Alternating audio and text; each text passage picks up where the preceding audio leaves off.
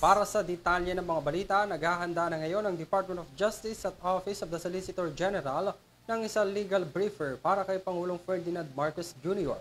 Ito'y kaugnay sa umano'y napipintong paglalabas ng arrest warrant ng International Criminal Court laban kay dating Pangulong Rodrigo Duterte at iba pa nitong mga kasamahan.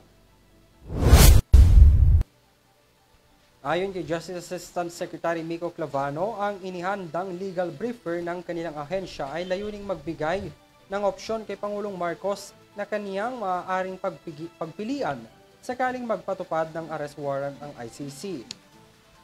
Sabi ni Clavano, nananatiling confidential ang mga nilalaman ng naturang briefer. Ngunit bahagi nito ay ang pros and cons ng muling pagsali ng Pilipinas sa Rome Statute. Matatandang sinabi ni dating Senator Antonio Trillanes na maglalabas na ng arrest warrant ang ICC laban kay Duterte sa kalagitnaan ng June.